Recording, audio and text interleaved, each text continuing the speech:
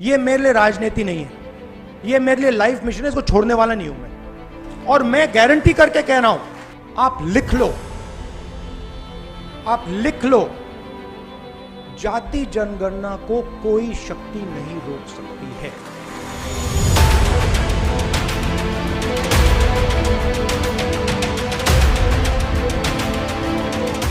సమాజంలో ఉన్న ప్రజాప్రతినిధులకు కానీ ప్రజలకు కానీ ఆ సమగ్ర కుటుంబ సర్వే ఎప్పుడైనా అందుబాటులో పెట్టింది అధ్యక్ష? దాదాపుగా 10 సంవత్సరాలు అవుతుంది.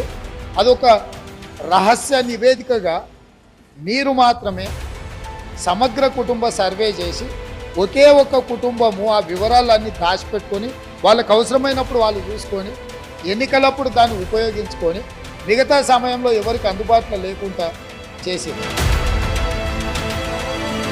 బీసీల యొక్క రిజర్వేషన్ ని జరగబోయే జనగణన ఆధారంగా దానికి సరిపడ విధంగా రిజర్వేషన్ని పొడిగించి మేము ప్రభుత్వంలోకి వచ్చిన 6 మాసాల్లోపే దీన్ని తీర్చి ఇచ్చి తీరుతామన్నమాట చెప్తా ఉన్నాం. రాష్ట్రంలో ఉన్నటువంటి అందరినీ సర్వే చేస్తాం, ప్రతి ఇంటి సర్వే చేస్తాం, ఈ రాష్ట్రంలో ఉన్న అన్ని కులాలని సర్వే చేస్తాం, కులాలతో పాటు ఆర్థిక స్థితిగతులన్నీ కూడా దీంట్లో సర్వే చేస్తాం, అన్నిటినీ పొందుపరుస్తాం. ఎస్ఎస్టీసీ కాకుండా బలహీన వర్గాలకు సంబంధించి కూడా ఈ అంశం ద్వారా సర్వే ద్వారా న్యాయం జరుగుతుందనేటువంటి ఒక అంశాన్ని మీ ద్వారా సభ దృష్టికి తీసుకొస్తాను. రెజల్యూషన్ మూడ్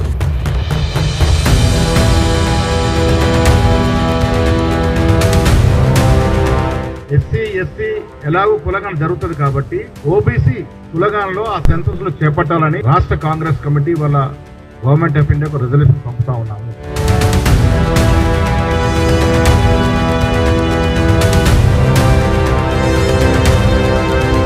సామాజిక, ఆర్థిక, విద్య, ఉపాధి, రాజకీయ కులగణన సర్వేను తెలంగాణ ప్రభుత్వం ప్రారంభించింది. కులగణన సర్వే ఇంటింటికి సర్వే కోసం ప్రభుత్వ అధికారులు వస్తున్నారు. 85,000 మంది ఈరోజు క్షేత్రస్థాయిలో పనిచేస్తున్నారు. 8,500 మంది వాళ్ళను పర్యవేక్షిస్తున్నారు.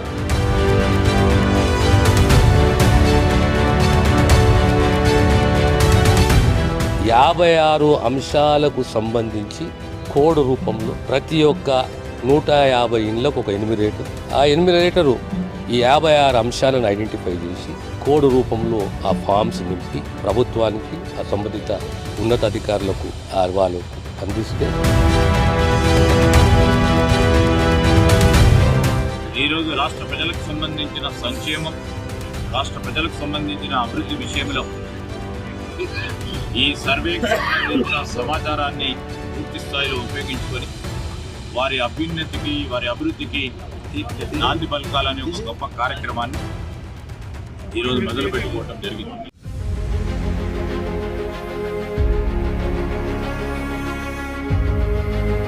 మాకు చిత్తశుద్ధి ఉంది కాబట్టి రెజల్యూషన్ నుంచి రిపోర్ట్ వరకు, నిర్ణయం నుంచి నివేదిక వరకు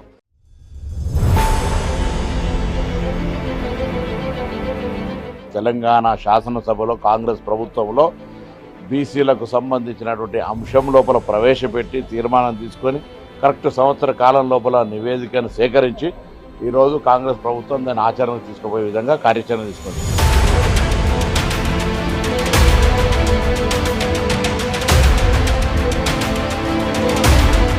తెలంగాణలో కుల గణన లెక్క తేలింది. తెలంగాణలో మొత్తం 3,54,74,554 మంది, అంటే 96.90% మంది సర్వేలో పాల్గొన్నారు. పలు కారణాల వల్ల 3.10% మంది సర్వేలో పాల్గొనలేదన్నారు. కులగణన సర్వే ప్రకారం రాష్ట్రంలో ఎస్సీల జనాభా 17.43%, ఎస్టీల జనాభా 10.45%, బీసీల జనాభా 46.25%, ముస్లిం మైనార్టీల బీసీల జనాభా 10.08%.